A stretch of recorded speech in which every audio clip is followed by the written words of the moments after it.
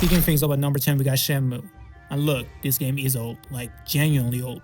But it does not matter, because what it built is something that still holds up. You're playing as Ryu Hazuki, a young martial artist. His father just got murdered in front of him, and now he wants answers. 親父親父親父 So you're dropped into 1980s Yokosuka Japan and told figure it out. Here's the thing about this game is not really about fighting, it's about living. You see, you can walk into shops, talk to random people, check your watch, wait for buses, ask locals where the sailors hang out. All of the sailors are big, you know. You'll know who they are just by looking. It sounds boring when I describe it like that, I know, but it's not. It's weirdly completely immersive. You see, Shenmue basically invented the open world as we know it today, and yeah, the pacing is slow, some of it is genuinely bad, but when it clicks, you forget what time it is. Coming in at 9, we got Neo, and if you have never heard of it, let me fix that right now. So it's the Sengoku era. Japan is at war with itself, demons are running loose, and you're William, a Western samurai, which sounds ridiculous.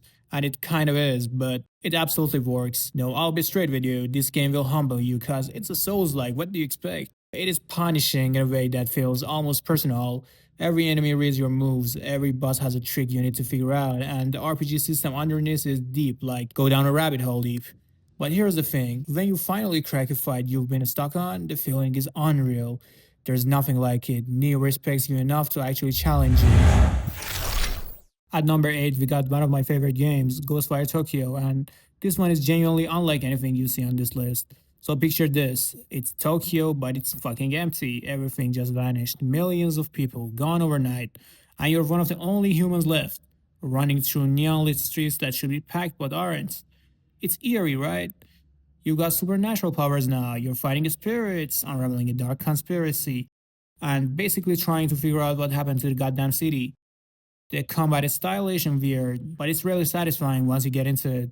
But, honestly, it's not a perfect game. Some parts feel repetitive, but the atmosphere is doing so much heavy lifting that you kind of don't care. Tokyo feels alive when it's deserted. That's a crazy thing to pull off. It's creepy and cinematic. Okay, so at number 7 we got Silent Hill F. If you haven't been living under the rock for the last 20 years or so, you should be familiar with this little franchise called Silent Hill. But with this one, it's a bit different. This one just dropped in 2025 and it already belongs on this list, no questions. They went somewhere unexpected with this one. It's 96 rural Japan, a small fictional town called Ebisugaka. You're playing as a high school girl named Hinako. And from the moment the game starts, things go very wrong. The monsters here aren't random. They're personal. They're stuff you buried, your inner problems, all that stuff. Cause it's classic Silent Hill philosophy, but it's just applied to a completely different cultural context. And it works. It really works.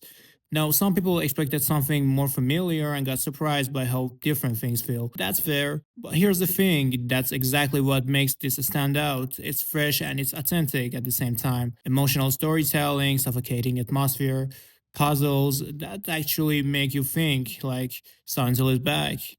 And it came back strong. At number 6 we got Judgment, the video game.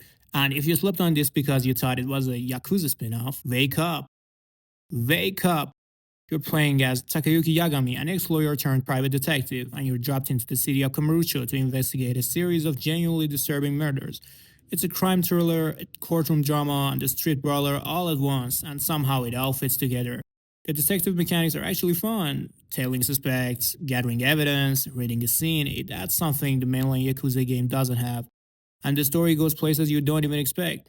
It earns its twists. So yeah, it lives in the Yakuza world, but it's completely different. If you want a gritty crime story set in the neon streets of Tokyo, this is your game. Don't overthink it, just play it. At number 5, we got Fatal Frame, and I need you to understand what you're getting into here. Your weapon is a damn camera, and that's it. You're wandering through abandoned schools, cursed shrines, haunted villages, all soaked in Japanese folklore. And your only defense is pointing a camera at the thing trying to kill you. And you have to let it get close for the shot to count. Interesting, right? This game wants you uncomfortable. It wants you leaning in when every instinct is telling you to run. The horror here isn't cheap, it's atmospheric. It builds. The stories are layered and genuinely unsettling, rooted in real Japanese mythology in a way that makes everything feel grounded and wrong at the same time. And that tension of getting closer to the ghost to get the better shot, it's absolutely ruthless game design. One of the most original horror stories ever made. At number 4, we got Sekiro. And okay, I have to be honest with you up front. This game will make you want to quit multiple times. The combat demands everything from you: perfect parries, perfect timing, zero panic, everything. And there is no leveling your way out of a bad situation. There's no cheese. You either learn it or you don't. And then you learn it, and then you go like, wow, it clicks. You're playing as Sekiro, a shinobi in late 1500s Japan, on a mission to rescue your kidnapped lord and get revenge on the people who took your arm. The world is stunning, the bosses are legendary. Combat once it's in your hands feels like nothing else. Every fight you thought was impossible becomes a rhythm, a dance, and when you finally beat something that's been destroying you for an hour, that's a feeling you chase. Sekiro is from software at their absolute peak. At number 3, we got the Persona franchise, specifically Persona 5 and Persona 3 Reloaded. So here's the setup: high school student by day, supernatural threat fighter by night. You're managing friendships, going to classes, picking part time jobs, and then when the clock hits midnight, you're in a dungeon battling shadows and literal manifestation of human psychology. Persona 3 goes dark. It's about morality, grief, and what it means to keep going when everything feels pointless. It's relatable, right? Persona 5 is liquor. It's about stolen hearts, stylish as anything you've ever seen. Both are incredible in completely different ways, but to be honest, I think you should play the Persona 5 first. It's available on every platform imaginable. At number 2, we got the Yakuza franchise, and this franchise is something else entirely. This is one of my favorite video games of all time.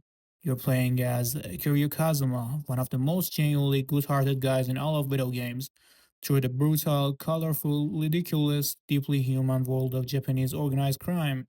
And then eventually other characters too, each one just as layered. Here's the thing about Yakuza that people don't expect going in.